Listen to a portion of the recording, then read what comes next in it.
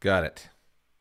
Sorry, just wanted you to see that lovely background there of my desktop. All right, there we go. And apparently, I'm live streaming myself on my phone, and I'm hearing myself. I need to get out of there. All right, there we go. Well, if you thought that I took myself too seriously, obviously I do not. And we are now live on the YouTube, and for those in podcast world, you didn't see anything weird. You're just going to have a weird, quiet intro, although I'll edit that out. Anyway, so today we are going to be talking about Tammy Peterson and the Rosary conversion story that she had. We're also going to be talking about Matt Walsh apparently getting all the flack from the gamers, and the gamers getting Matt Walsh angry. And so there's a bit of a feud there on X. And then we're going to also do a reaction to Michael Knowles' response on IVF at a YAF conference that he had. And we're going to close it out with a discussion on Mary, the Mother of God, and feminism. And so thanks for sticking around. And yeah, let's cue the intro music here if I can. Nope, that's not the one. Hold on. I'll get there. We got this. Welcome to the Solomon's Corner podcast, a place for thinkers. Join us as we explore the depths of theology, philosophy, and the Christian intellectual life.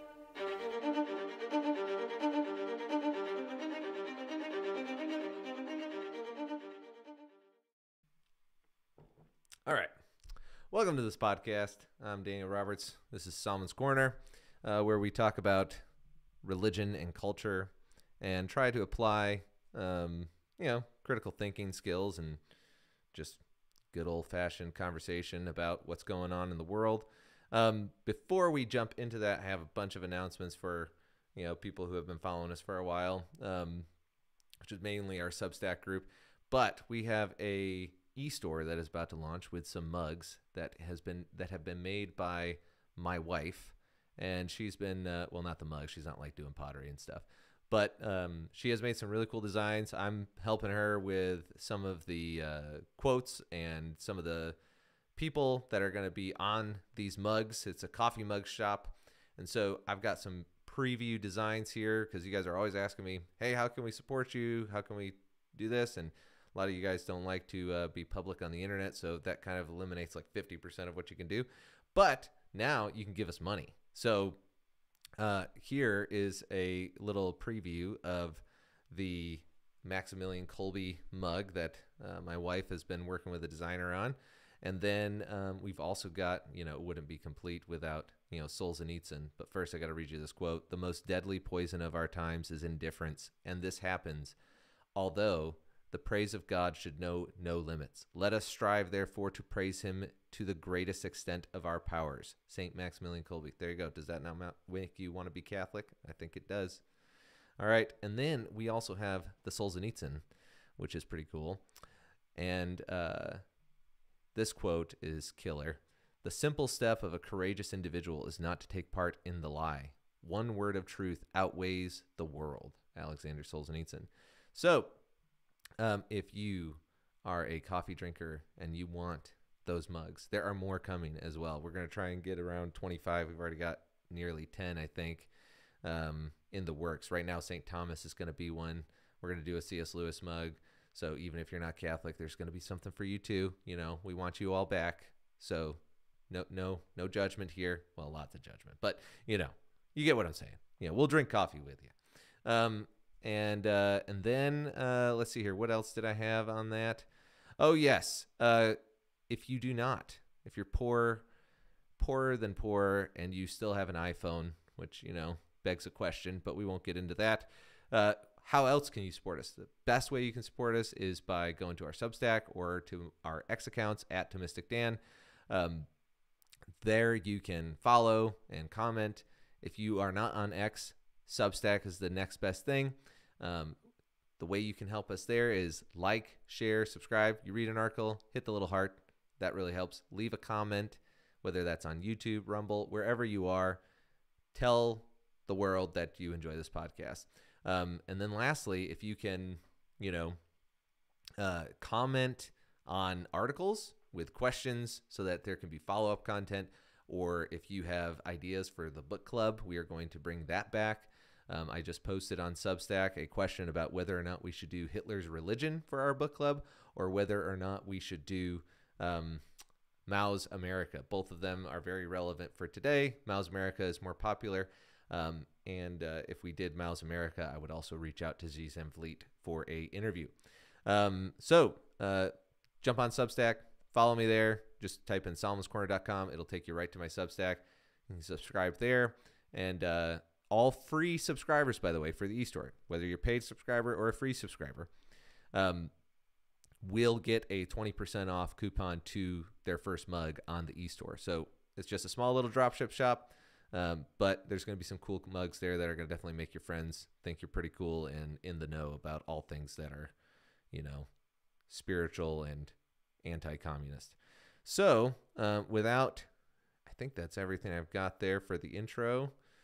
So we are going to jump right into our first story. And here's the thing, okay? Listen, I don't have a Jacob like Michael Knowles does. I don't have a Jamie like Joe Rogan. Okay, it's just me. It's just me down here, all right? Doing magic and talking at the same time. And I don't get paid nearly as much as they do. So, there you go. Maybe that is a point for communism. But I digress. So we're going to get into Tammy Peterson's Rosary story. If you don't know what happened, Tammy Peterson is Jordan Peterson's wife. She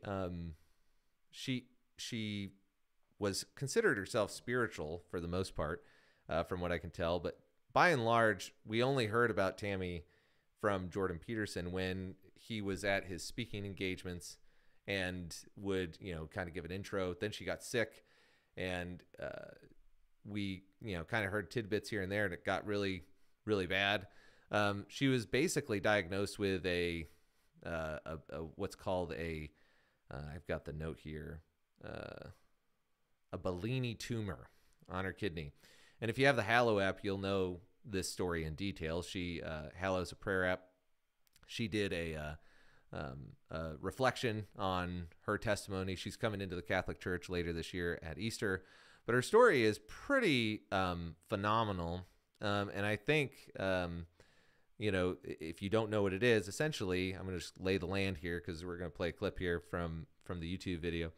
But she essentially had her good friend, Queenie, I think her name is, come in and give her a rosary blessed by the Pope, and started teaching her, and also an image of the Blessed Mother.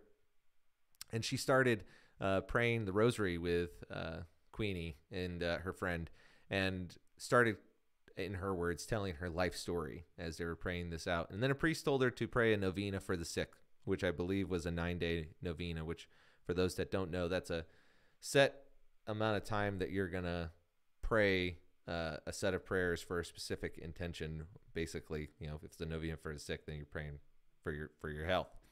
And so she comes in, she's going through all these surgeries and stuff, and she makes some, just some wild stuff that predictions and things that, either she's completely fabricating this because she wants to compete with her husband's influence, which, would be completely not realistic, or she really did have a miracle happen. And so I want to talk about,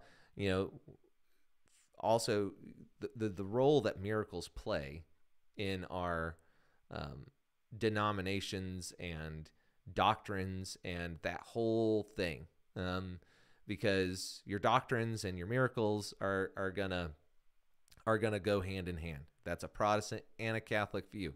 So, as we will see. But first, if you are already a Catholic, I have a promo code for you for Rugged Rosaries. If you go to Rugged Rosaries, you can get a 10% off of your purchase. They have awesome rosaries. My first rosary came from there. My wife bought it for me while I was investigating the Catholic Church. It's got a little Thomas Aquinas thing. They are made in Texas. And I even have a little script here. I am telling you guys, we are leveling up here on the podcast. These are strong, high-quality rosaries. They are handmade in the Texas studio. So, Texas is a good place to support right now. They are a trusted source for Catholics since 2012, and their mission is to bring strength, comfort, peace, and hope through the Holy Rosary. I recommend Rugged Rosaries, where faith meets fortitude. Crafted in the heart of Houston, Texas, Rugged Rosaries are not just beads on a string.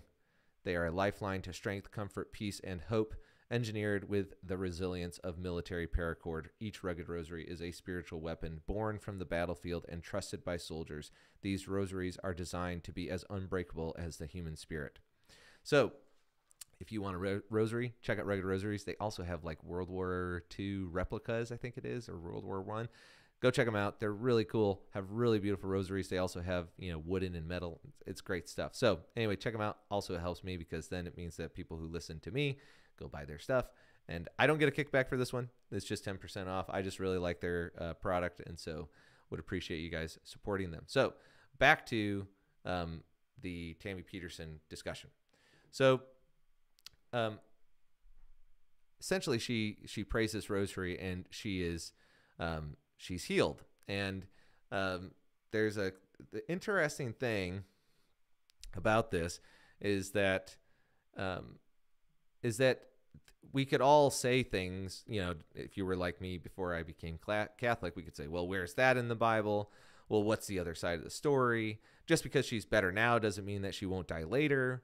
She won't stay Catholic. She'll eventually leave for Protestantism. These are all things that I would have said if I had heard a story like this. But it is a remarkable story and definitely shows that, God is going to move however he wants to move. But we also have to keep in mind that God can't be a liar.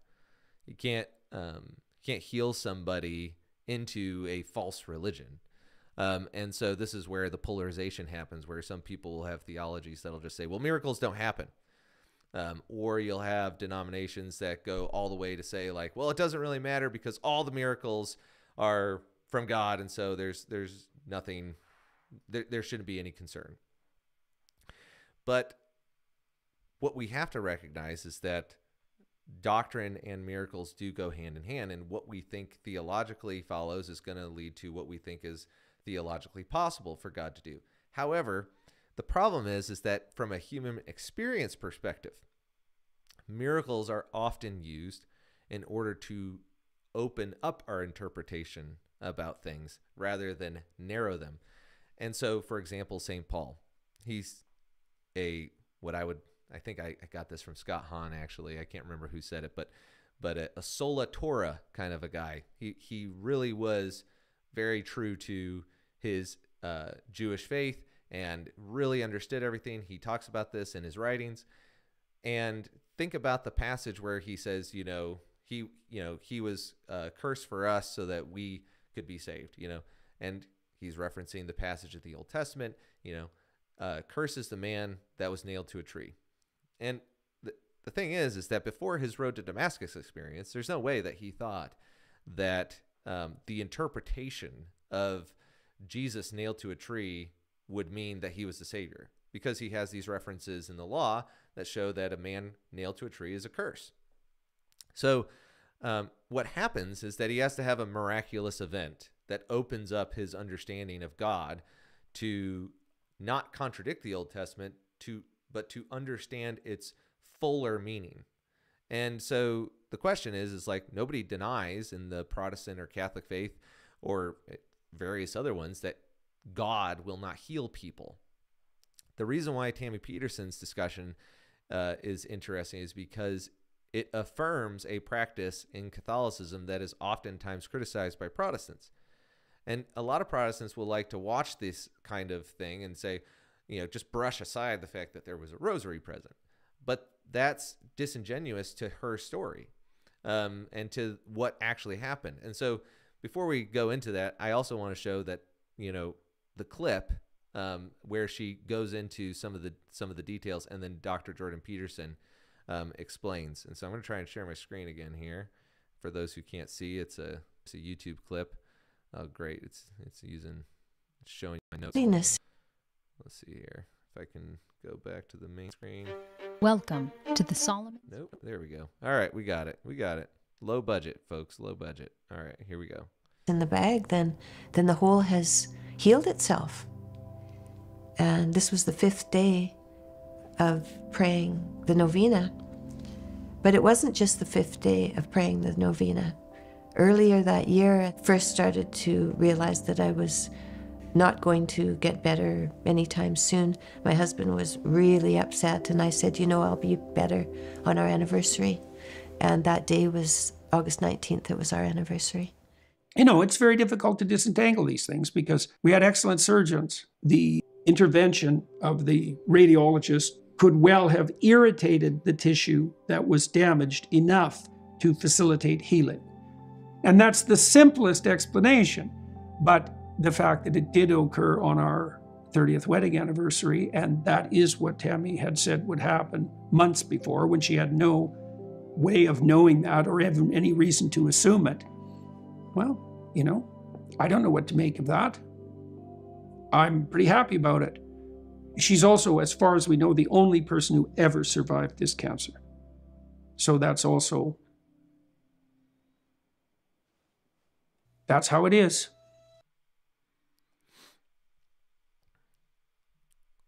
So there you have it. Jordan Peterson is obviously a different view of the situation, and I'm going to see if I can fix my share here because I don't want to share everything, buddy. Let's go. But we're running into problems. Let's see here. Oh, well, we'll just have to go in there. So the issue is that when it comes down to the actual content of this situation, we know that Jordan Peterson's reaction is probably what most people who aren't Catholics' reaction is going to be. Well, something could have happened. These things happen. But then the moment that somebody else is healed in their church or whatever, this is an affirmation for why they go to where they go. The main piece here on all of this is that miracles do affirm our doctrines. So here's a Protestant who Dr. Norman Geisler. He says this: miracles in the Bible are connected directly or indirectly with truth claims, meaning that there is a message in the miracle. A miracle is the sign that confirms the sermon. New revelation and divine confirmation go hand in hand. And the Catholic Church in the Catechism says this. This is second edition from 1995. The works of Jesus attest that the Father has sent him. They invite belief in him. To those who turn to him in faith, he grants what they ask. So miracles strengthen faith in the one who does his Father's works. They bear witness that he is the Son of God, but his miracles can also be occasions for offense. They are not intended to satisfy people's curiosity or desire for magic. Despite his evident miracles, some people reject Jesus. He is even accused of acting by the power of demons. That's paragraph 548 in the Catechism.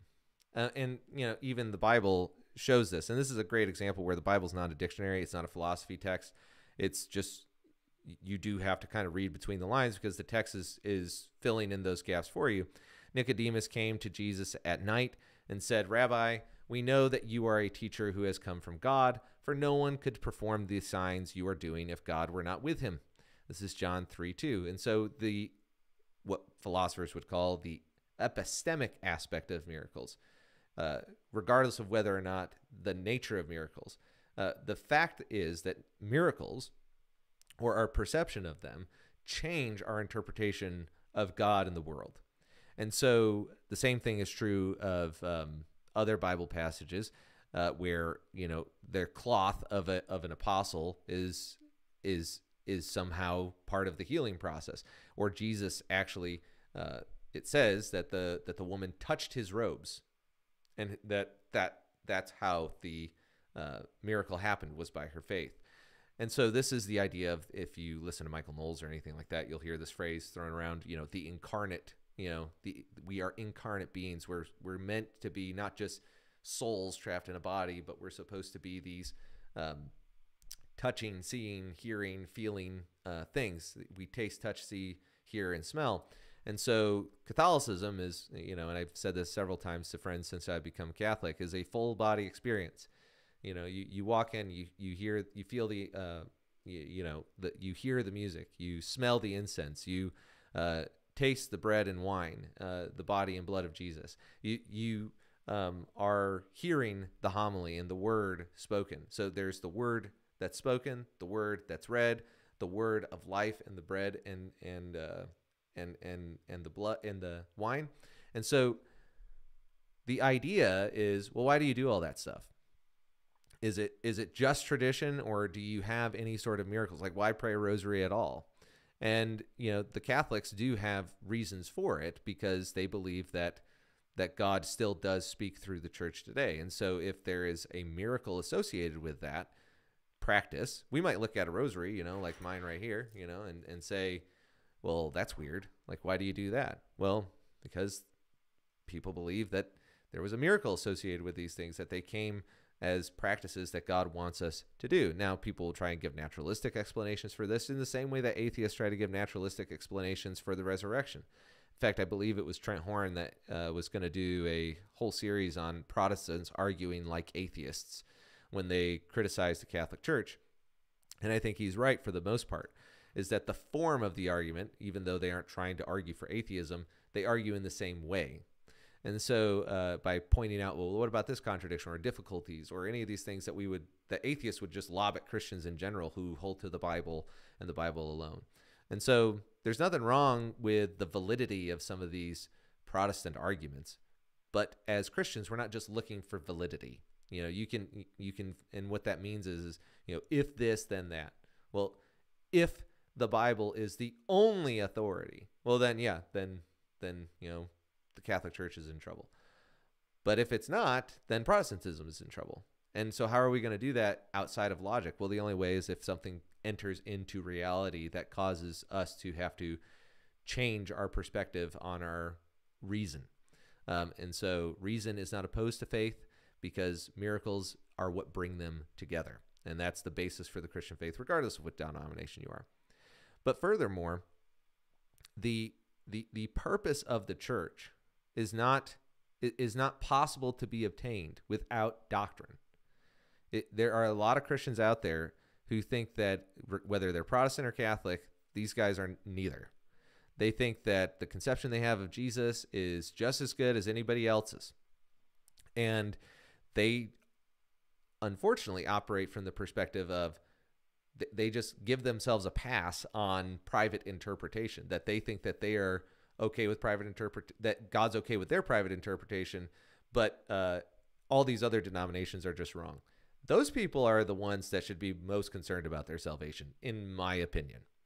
And the reason why is because you cannot imitate Christ without submitting to an authority. You cannot do it. Jesus submitted to authorities, and he expects us to submit to authorities. Even Paul says to submit to governmental authorities.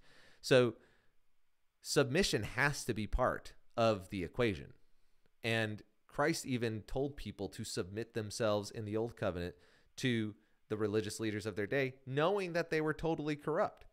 And so what I think is really interesting, there's going to be an article on Substack later this week, solomonscorner.com, go check it out, where I outline, some of the problems with that this miracle that happened with Tammy Peterson creates for Protestants. She was diagnosed with cancer that had a 100% fatality rate.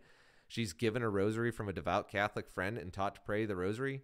She is advised by a Catholic priest to pray the novena for the sick. She is healed miraculously. She even has, I don't want to say prophecies associated with it, but predictions. I think we could say predictions on her wedding anniversary. She is the only known survivor of this form of cancer. It had a 100% fatality rate. In the Hallow app, she said she was 100% terminal, 100% fatal. And then where is she supposed to go to church? And ask yourself this question. If your loved one, right, you're a Protestant, or maybe you're an atheist, your loved one starts praying the rosary and is miraculously healed, are you going to go to a Southern Baptist church? Are you going to go to an Anglo evangelical church? Are you going to go to, some house church somewhere? No, you're going to ask that person who gave you the rosary, what do I do now? And they're going to tell you to join the Catholic Church. And this one last point on this, and then we'll move on. When we were leaving the Anglican Church, moving away to another area in the country for a job, the priest there had told me. I asked him, like, can you tell me some good churches that we could go to? That'd be really helpful. Some Anglican ones, because we wanted to be true to this Anglican denomination. And what I was told was that I should go and find a good Presbyterian church. Now, there's a problem with that. The reason why is because the Anglican churches in that area, according to him, were questionable in their faithfulness to the doctrines of and practices of Anglicanism, which seemed, well, he didn't give me the exact reason, but that was the implication, that there would be more woke Anglican churches where we were going, and so female pastors and that kind of stuff. And so the challenge is that why would you send if you're going to take these vows? I mean, the Anglicans have very similar liturgies. If you're going to take these vows to become an Anglican, then why would you tell someone to just head into a Presbyterian church, especially if you are Anglo-Catholic in any way and you think that there is that the body and blood doesn't just happen by accident. It's not like the Presbyterians are over there accidentally calling down the Holy Spirit to transform it into the real presence of Christ. So, this is why I think the miracle discussion with Tammy Peterson is interesting, because you cannot fit this into a Protestant framework without taking away the rosary. And if you take away the rosary, then you're not being genuine to her story. And so, anyway, we're going to move on now to Matt Walsh and the gamer controversy. And I know a lot of you guys probably won't think that this makes any sense here to cover because of the nature of our podcast. We're going to try and change some of the branding, by the way, because, I like to think about things, but I don't know. I don't know if you can tell. I'm not exactly like a violins and, cigars kind of guy. But the bottom line is that Matt Walsh went after the DEI stuff on the gaming industry. And if you guys don't mind, I just really want to get my main camera back here. And I'm going to try to do that through a duplication trick here. And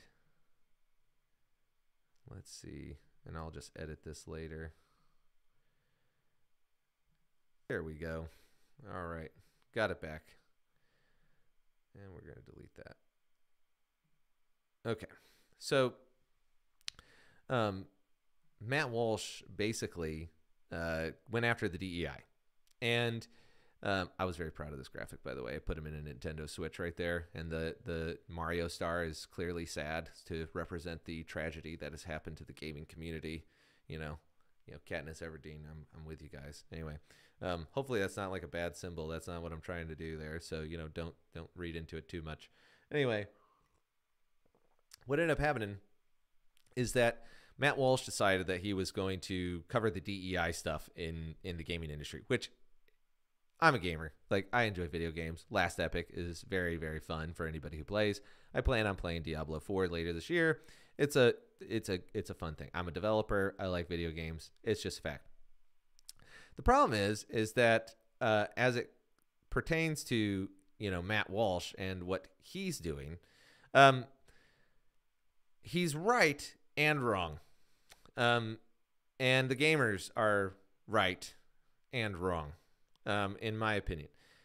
What happened is that basically, and I've got a little clip here of the kind of that highlights these reactions. This is from Lauren Chen. She said, since Matt Walsh got criticism for his anti-video game stance and how he handled his segment on Sweet Baby Inc., not Sweet Baby Gang, for those who follow these kinds of things, Sweet Baby Inc., one of his producers has been having a Gamergate level meltdown. Within the past few hours, whoever these people are, I don't know who they are because I'm not like that dialed into the gaming community. I just like to play video games. But anyway, they went into they talked about basically the fact that these people were really angry that Matt Walsh acted like he's the first one to cover the DEI problems in the video game industry, which of course everybody has known for a long time. Like, play Spider-Man 2 and just watch the reviews. Or how about this, Call of Duty not allowing players to have the American flag on their profile for like the first month, and all you could pick was pride flags. Or the fact that one of the soldiers you can play as is a communist Chinese soldier in Call of Duty who has like one of the best write-ups. I mean, Call of Duty was woke as all get out. So, you know, the reality is that everybody knew that this was happening. And some of you might be saying, well, why are you covering this? You know, we read books on this show and we talk about philosophy, theology, and how the culture kind of comes back to that. Well, because video games are like a huge part of culture. I know that a lot of people have tried to pretend like, you know, like Matt Walsh, that video games just, you know, aren't really a part of not just kids' lives, but also like the development of technology that he uses on a regular basis to post his show. There was a guy on Joe Rogan who was the developer for Doom, the Doom games, and Quake, and these were really popular games. Joe Rogan talked about him. He was also one of the guys who built the first VR headsets. So they had him on to talk about technology. And part of the things that people don't realize with video games is that they're kind of like a stress test on the hardware we use. And you know, online gaming, all this kind of stuff, you know, has a lot of parallels to just servers and networking and all the things that run social media as well, which is exactly what Matt Walsh uses to make his living. Also, both are extremely addictive. So video games are very addictive. Social media is very addictive. And, you know, game developers make content for gamers, and influencers make content for social media users. So both are doing the same thing. The problem that the gamers, you know, may have overlooked, didn't see anybody say this, but the problem is that Matt Walsh is just being hypocritical to say you shouldn't play video games, which was really what got him mad. The first thing that got the gamers mad was that they were frustrated that he acted like he was the first one to cover the DEI story, which, you know, to be fair to him, he's not a gamer. He doesn't follow these things.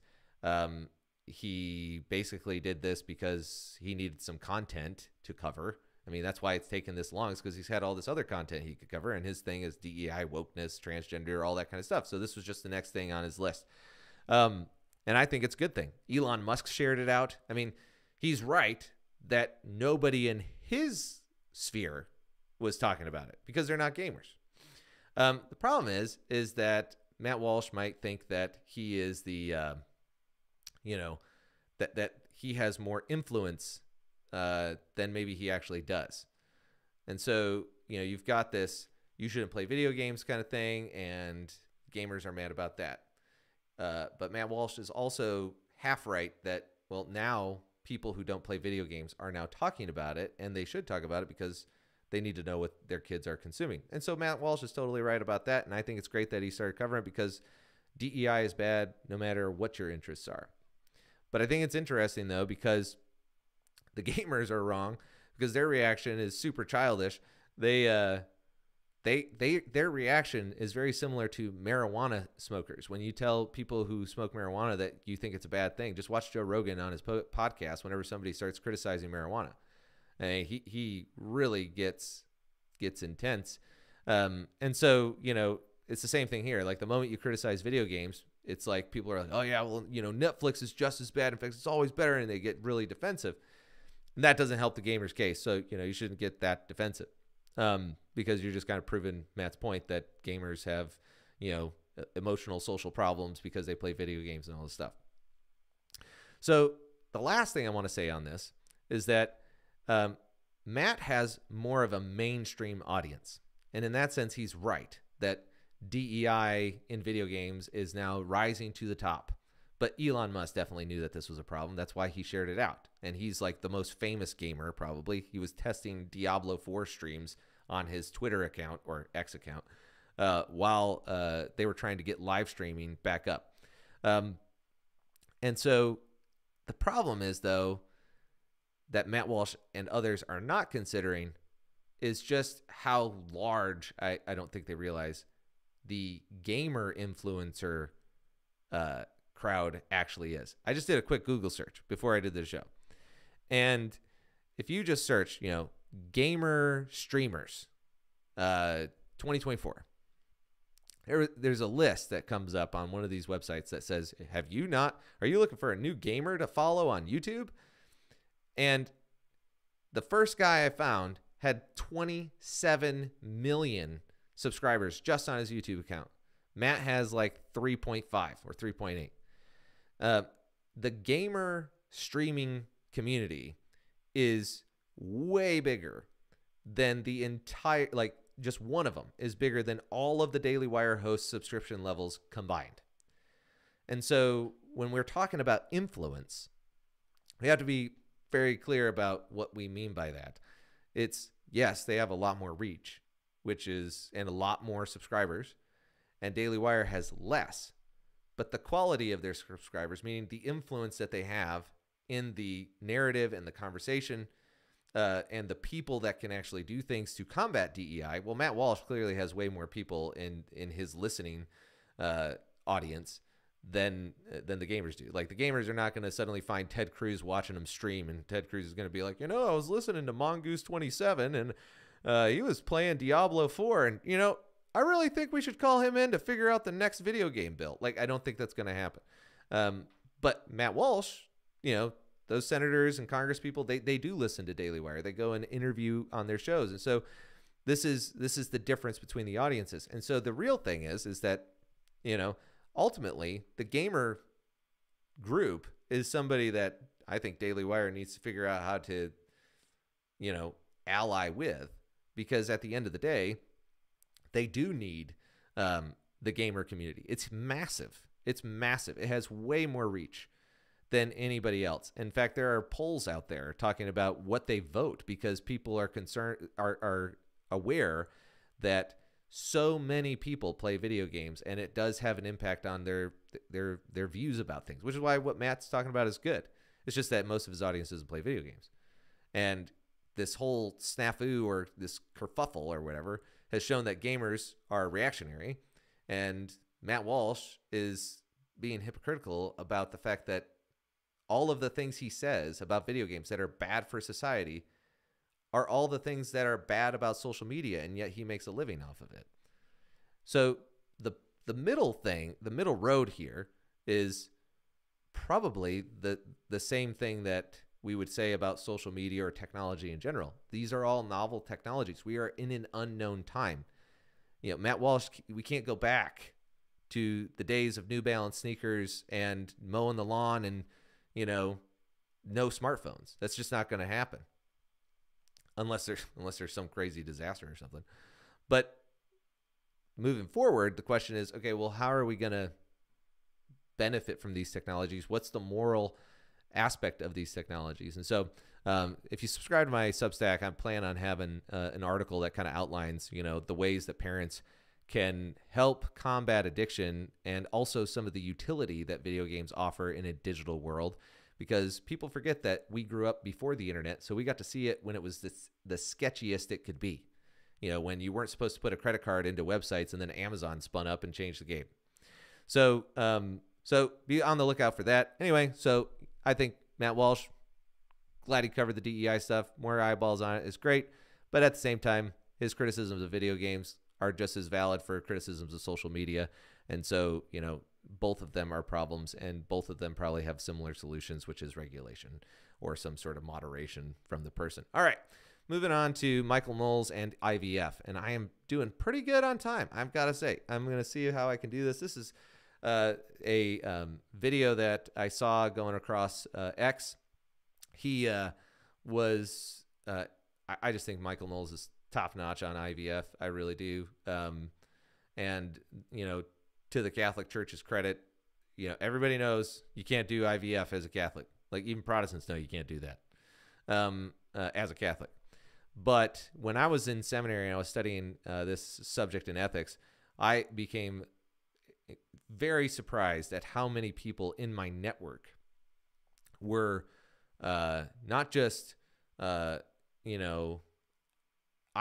is neutral on IVF, but pro-IVF, that they thought that the sorrow of infertility was so great on a family that that the ends justified the means. And I think that Michael Knowles gives a very compassionate, very thoughtful response here, and I just want everybody to hear it, and I'll react because I can't remember what he says in it exactly, so I'll pause and comment if needed.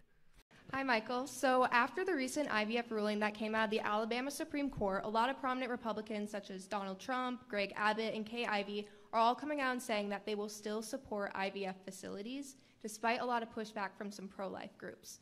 So I'm wondering, as a fellow conservative, what do you think is the true pro-life or conservative stance on IVF? There is no question that the pro-life stance is to oppose the surrogacy industry and IVF.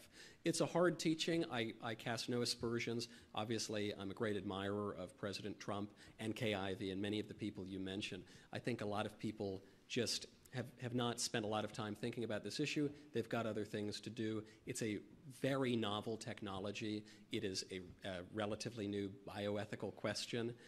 And so, First of all, his tone is probably the best on this issue, on either side. I mean, he's just so compassionate on the subject. I mean, he doesn't even know if this girl was conceived in IVF. I mean, obviously, top-notch, masterclass here on how we should dialogue on these things. it sounds nice. In theory, a couple that struggles to have a child, sometimes they get to have a child. Sometimes they just waste $100,000 and go through a whole rigmarole and don't get a child out of it. But sometimes you only hear the positive stories. And so what the surrogacy industry doesn't tell you is that the industry, by definition, commoditizes human life. It treats people like products to be purchased on an open market. And the surrogacy industry and IVF, practically speaking, in most cases, creates all sorts of people, and then they only use one or two of the embryos, and they either destroy the embryos, that is, they kill the people, or they lock them in a freezer forever and wait to kill them at some later date. Furthermore, by disconnecting...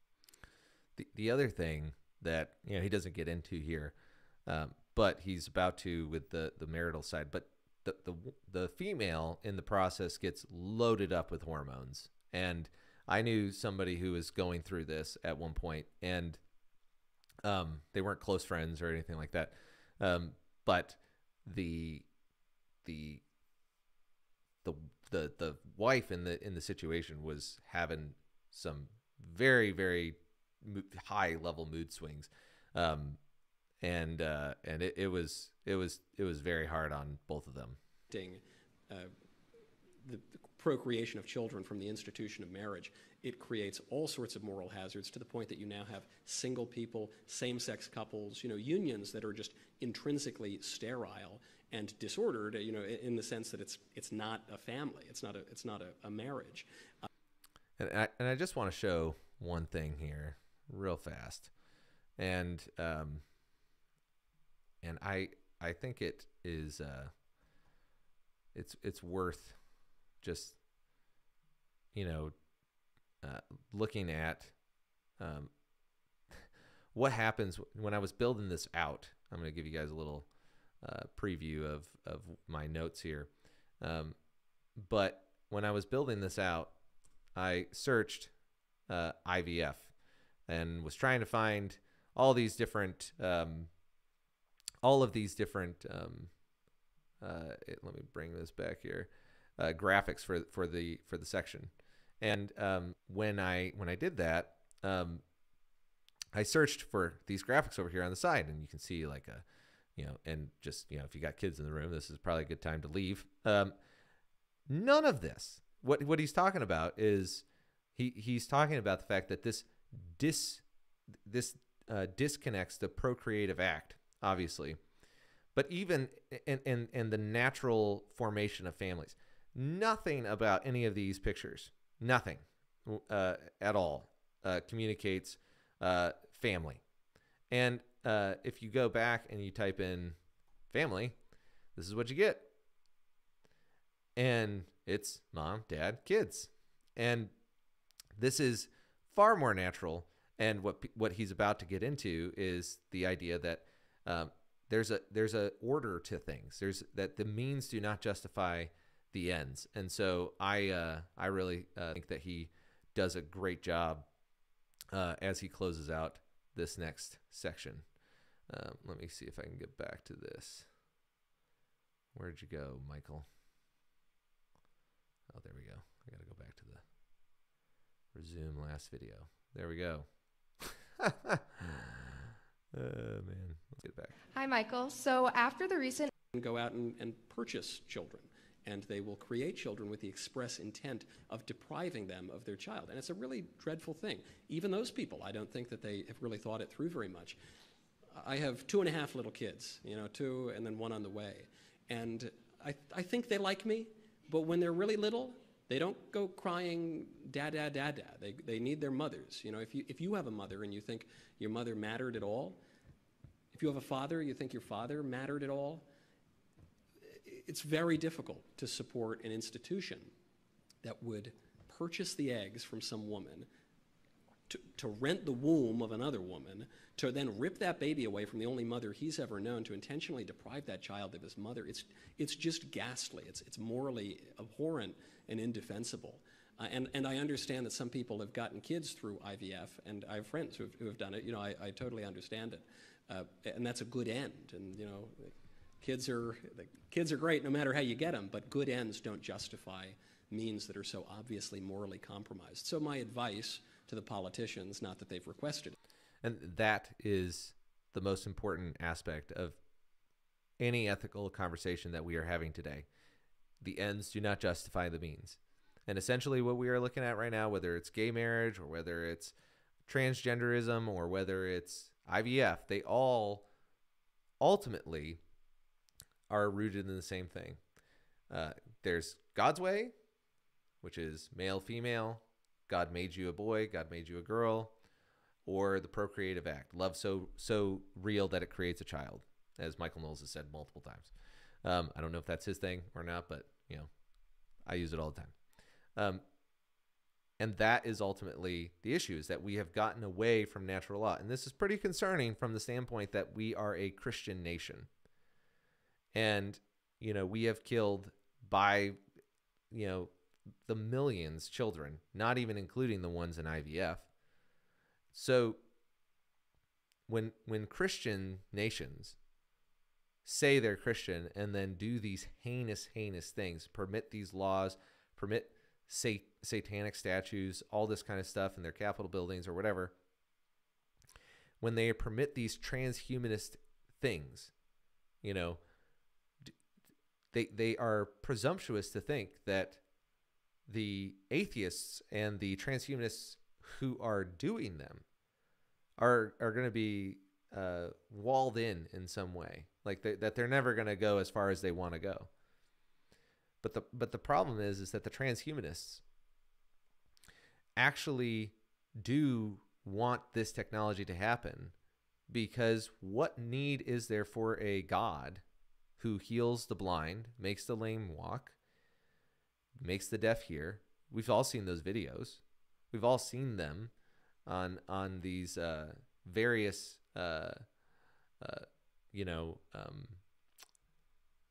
shows or Twitter profiles where a kid hasn't been hearing, and it's a beautiful thing. Like, the technology is amazing, and he hears his mom for the first time, he starts crying. Or the person who gets a neural chip put in and suddenly can walk. These are all amazing things. But we would be really naive to think that the transhumanist movement is not in some part motivated to do these things to remove God, not for the benefit of men. In other words, this is the avenue that so many communist groups wanted, was to have the power of God so that man was no longer aware of his need for God. If the state can fill it, if it can make you walk, if the technology can do it, then why do you need religion? What need do you have to call out to God for a miracle when Google can make you see? And so I know God's in control. I know all those aspects are really in play in all this. But I also know that people tend to be naive about ignoring the natural law. And Michael Knowles is right to point this out.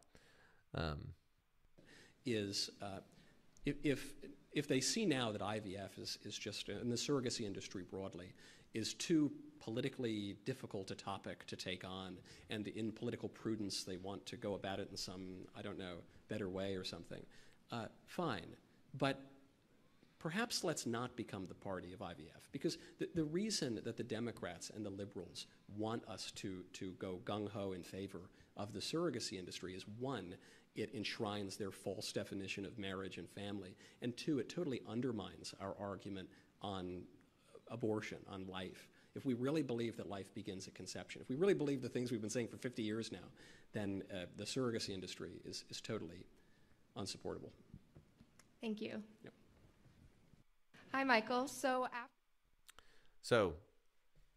finally, on that note, just to wrap it up, this is why the gamers are silly to get mad at the Daily Wire guys. Yes, the Daily Wire guys have a kind of a cool kids vibe. Yes, they can be condescending to their audience. They also make a pretty damn good product. And that product is their influence. And Michael Knowles demonstrates that he's not just able to talk about in 5 minutes. I mean, in 5 minutes, he answers this in front of people. You know, I'm going over right now at 57 minutes. He's talking to these people, and he's able to weave in his Catholic theology without ever saying the word Catholic. But he's also able to give prudence to the political landscape and say, like, you guys really shouldn't touch this because it's a trap. And it is. It's 100% a trap. It will be very difficult for conservatives to be able to navigate the political landscape if they get married to, you know, pun intended, the surrogacy and IVF industry and the gay marriage industry. It's going to be very difficult. And, you know, if you want to see how difficult that could be, you should pick up the book Contraception, Deception. Shout out to Father Calvin Robinson. I got it from him on the Pints with Aquinas podcast. I don't know Father Calvin Robinson personally. Love to have you on the show, Father Calvin, if you get this far in the episode. But I know you're a busy guy. But it outlines all these things. I mean, there's one case in there where there was a girl conceived by IVF through a surrogacy, another man for the donor, and the eggs came from another woman, and then there was a married couple who wanted the kid. So there were 5 parties involved, and then none of them wanted to adopt a kid. She was like 8. So, you know, if the Michael is completely right here, if the Republicans do not want to end up in a serious situation, if you as a Christian do not want to be called a hypocrite, because that is what you are if you are pro-life and pro-IVF, it's just a fact. They die. The kids die in the process, or they're in a ice-cold purgatory on earth for the rest of their life. It's just not a good option. So anyway, props to Michael Knowles for that. I think he did a great job, and we're going to just move on to Mary and feminism. I need to work on some stingers, you know, like that's what I'm realizing I'm missing. I need to have some sort of like, you know, jingle that comes in and is like, do, do, do, do, do, and then here's the next thing, you know, like Andrew Clavin, he's got it down good. But again, you know, I don't have all these fancy people in the background running my show. This one's basically, I just wanted to talk about part of my conversion story to Catholicism, which was Mary is a big obstacle for some people. Also, I did pick this feminist symbol because it looked very anti-Christian, and I think feminism is anti-Christian. Not the idea that women should have rights and all those kinds of things, but the ideas surrounding feminism as, you know, the radical feminist or the third wave feminist and stuff. And I'm not a feminist scholar or whatever, but we all know the idea of like, you know, I can be a Navy SEAL if I want to be, you know, kind of stuff.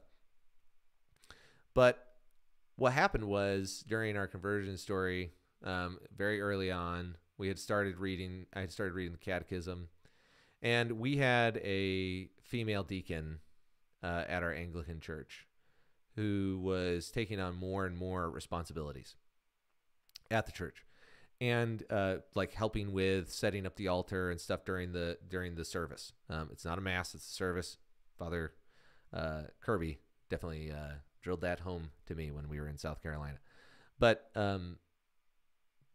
the nature of this situation was that we had taught our kids, priests are that's a job for men, not a job for women. Some people believe that it is okay, it's not, all this kind of stuff. And what ended up happening was that we were driving home one day, and one of my daughters asked, Dad, if the priest is only for men, then what job in the church do women have? And I had never really thought about this question, but my daughter prompted me to start talking to her about, I've got a daughter who wants to serve God. She wants to know what her role is in the church, what she can look forward to as she grows older. And I realized as I was talking that the section I had just recently read was on the Marian dogmas. And I just started to explain to her all of the beautiful descriptions of Mary in the Catechism that make her what she was, the mother of God. One of the things I told my daughter, I said, listen, the priest has an important job, but women have an important job too. So important, in fact, that was how God chose to enter the world. He didn't enter through a priest. He didn't come out of a cave. He chose a woman.